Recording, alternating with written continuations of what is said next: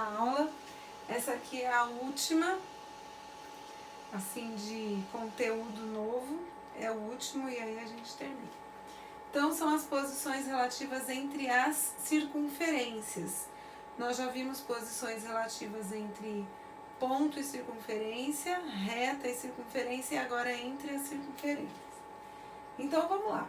Só para a gente começar aqui já a pensar um pouco no assunto, olha. Aqui eu tenho várias circunferências. Então, uma em relação à outra tem uma posição, né? Por exemplo, essa daqui com essa, uma está passando por dentro da outra e elas têm 2 pontos de cruzamento entre elas. Então, são circunferências secantes, tá?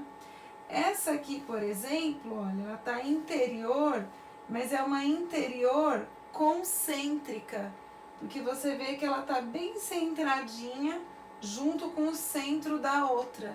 Então, elas são concêntricas.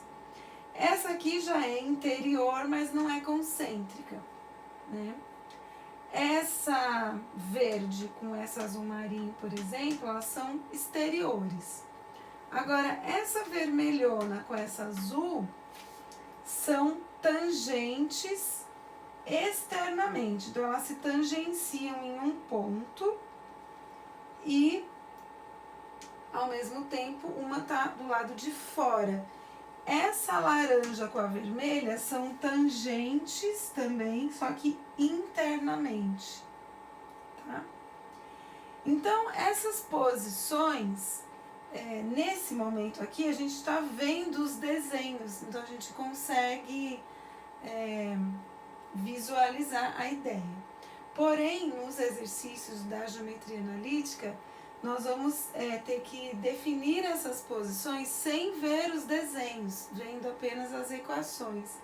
Então, tem uma sequenciazinha de cálculos analíticos que vão nos levar a saber qual é a posição das retas. Tá? Gente, vou continuar falando daqui, que eu tenho que passar várias vezes aqui. Então, elas são secante, essa azul clara com a azul mais escurinha. Externas são quando elas não se cruzam. Internas, por exemplo, a lilás com a roxa. Concêntricas, a rosa com a pink. Tangentes internamente, a vermelha com a laranja. E tangentes externamente, a vermelha com a azul marinho. Beleza? Volta.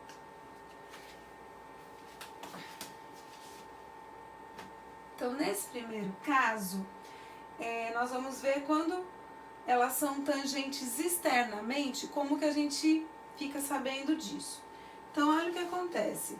A distância entre os dois centros, então eu pego o centro dessa, e junto os dois centros. Quando eu junto os dois, dá exatamente a soma dos dois raios. Então, quando isso acontece que é um raio, que nem aqui, o raio é 5, aqui o raio é 3. Quando a soma dos dois raios é exatamente a distância entre os centros, então eu sei que uma está encostada do lado da outra, assim pelo lado de fora. Então, essa posição se chama tangentes externamente. Bom, para eu poder fazer essa conferência, eu preciso saber qual é a medida de cada raio e qual é a distância entre os centros. Então, eu vou calcular esse D. O D é sempre a distância entre os centros. Ele é um parâmetro comparativo. E os raios também vão ser parâmetros comparativos. Então, eu calculo a distância entre os centros, calculo os raios. E aí, esse primeiro teste é somar os dois raios. Se os dois raios forem iguais à distância entre os centros, então elas são tangentes externamente, tá? Internamente acontece bem parecido, só que aí eu tenho que fazer a subtração entre os dois raios, né? Então, o que acontece? A distância entre o centro dessa e o centro da outra vai ser a diferença entre os raios. Então, eu calculo o D, que é a distância entre os centros, e guardo. Depois eu vou lá e subtraio os raios. Nessa subtração em módulo, é só para saber a diferença dos dois pedaços ali, do primeiro raio com o segundo, a diferença em módulo. Então, quando a diferença entre os raios é igual ao D, como aconteceu aqui, então elas são tangentes internamente, tá? Então, vocês perceberam que já nesses dois casos, o que eu tenho que fazer? Eu tenho que calcular esse D, que é a distância entre os centros, e tenho que calcular os raios, tá? E essa soma dos raios e a diferença entre os raios é um parâmetro de comparação. Então, eu somo os raios. Se eu tenho a soma dos raios igual ao D, tangentes externamente, e se a diferença entre os raios é igual ao D, elas são tangentes internamente. Olha só que interessante que acontece. Uma passa por dentro da outra. Então, a distância entre os centros não é nem igual à soma dos raios, porque uma já entrou um pouquinho. Então, vai ser um pouco menor do que a soma dos raios, mas não chega a passar tudo para dentro. Então, a distância entre os centros também vai ser maior do que a diferença entre os raios. Então, olha o que é a sugestão aqui. Eu calculo D, que é a distância entre os centros. E aí eu comparo esse D com a soma dos raios e a subtração dos raios. Então, vamos lá. Eu acho o D, acho os raios. Eu somo os raios, subtraio os raios. Eu já vou ter dois parâmetros ali. Então, se ocorrer de o D, que é a distância entre os centros, for um valor entre a subtração entre os raios e a soma entre os raios, então é porque elas são secantes, porque ele passou um pouquinho para dentro, mas não chegou a entrar tudo e também não chegou a ficar totalmente do lado de fora, né? Então, o D fica num valor intermediário entre a diferença e a soma entre os raios. Pega as duas circunferências, pega os centros, pega os raios, calcula o D, que é a distância entre os centros, e aí começam os testes, que é quando elas são externas, tá? Então, vamos lá, você pegou duas equações, calculou o D, calculou os raios, daí você faz a soma entre os raios, a subtração entre os raios, e vamos lá analisar. Se o valor não é igual à soma e não é igual à diferença, então não é tangente internamente nem externamente. Se o valor ficar entre os dois, é secante. Agora, se o valor do D for maior que a soma dos raios, então é porque elas estão afastadas, né? Porque, ó, o D é a distância entre os centros. Quando a distância entre os centros é igual à soma dos raios, é porque uma está encostadinha aqui na outra. Nesse caso, a distância entre os centros vai ser um valor maior do que o R1 mais o R2. Então, elas vão ser externas, tá? Agora, quando elas são internas, o D é uma distância que é menor ainda do que o R1 menos o R2. Então, essa continha e o D você já vai ter feito, porque a gente sempre vai fazer o D, R1 menos R2 e R1 mais R2, para ter o parâmetro de comparação. Então, essa aqui é a minha é a minha referência menor, tangentes internamente, né? Se for menor que essa ainda, é porque é interna. E quando essa distância D, e aí é o último caso, quando a distância D é zero, quando você for calcular o Dzão e você perceber que o D é zero, é porque a distância entre os centros zerou, quer dizer que os centros estão no mesmo lugar, e aí elas são concêntricas, tá? Bom, então agora a gente já viu toda essa teoria, agora a gente vai fazer um exemplo para vocês verem como que é esse movimento na hora do cálculo, tá?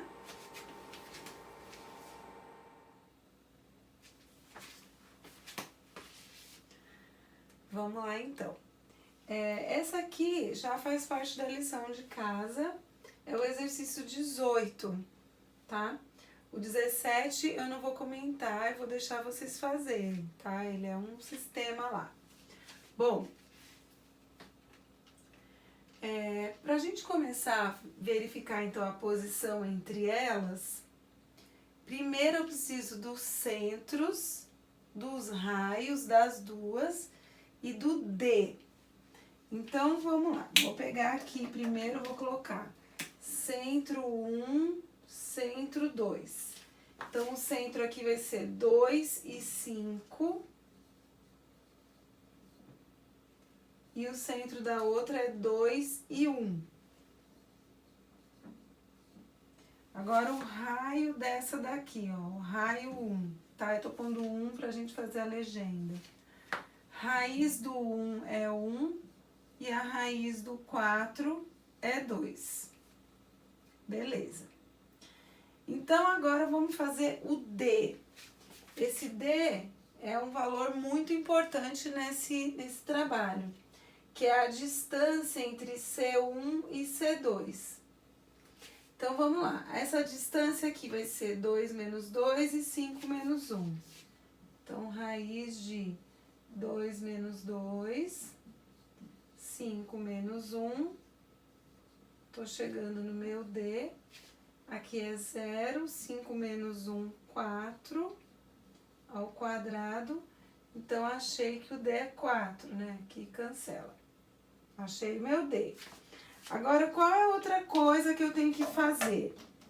Eu tenho que achar dois valores que eles são, assim, os parâmetros para eu poder me achar. Então, eu vou fazer o R1 mais R2 e também a diferença em módulo do R1 e do R2. Então, esses dois valores e o D, eles vão me dizer a resposta. Então, a soma entre os raios, ó, 1 mais 2 é 3. E a diferença entre os raios em módulo é 1, tá? Então, olha só, agora a gente vai aproveitar e recapitular essa ideia, tá? Então, é assim, se a distância entre os centros, ó, se a distância entre os centros é o próprio D, elas são tangentes externamente. Se a distância entre os centros é maior do que o D, ó, aliás, é maior do que o R1 menos R2, aqui é R1, aqui o R2. Quando eu somo R1 e R2 dá o próprio D, são tangentes externamente. Quando o R1 mais o R2 somados são menores do que o D, olha só, a distância D é o R1 mais o R2 mais um pouco. Então, elas são externas, que é o que aconteceu aqui, ó. O nosso D deu 4. E a soma do R1 mais o R2, ó, essa daqui deu 1, essa daqui deu 2. A soma do R1 mais R2 dá 3. Só que o nosso D deu 4, quer dizer que ainda tem mais um espaço aqui, então elas estão afastadas. Conclusão, a posição, olha, aqui, para registrar assim conclusivamente, o nosso D é maior que a soma do R1 mais R2, tá? E agora, para a gente amarrar essas ideias. Se o D fosse igual ao R1 mais o R2, elas seriam tangentes externamente. Se o D fosse igual ao R1 menos R2, elas seriam tangentes internamente. Né? Como o D foi maior, elas são externas. Se o D fosse menor do que o R1 menos R2, ela seria interior. Tá? Então, por isso que é importante eu ter o D, o R1 mais R2 e R1 menos R2, porque é com eles que eu vou me orientar. E se o D é um valor que fica entre essa soma e a subtração, aí é porque elas são secantes, tá? Por exemplo, aqui, se o meu D desse 2, ele ficaria entre a soma e a subtração. Quando fica entre é secante, tá? Então, para treinar essas ideias, vocês têm o exercício 18, letra B, C, D. Acho que é B, C, D. B, C e D. Lembrando que quando a equação vem na forma geral, você tem que fazer uma conta para tirar o centro e o raio, tá bom? Então, depois vocês vão ver essa aula primeiro, vão tentar fazer. Daí, depois, amanhã, eu vou postar uma correção para vocês verem tudo corrigido bonitinho.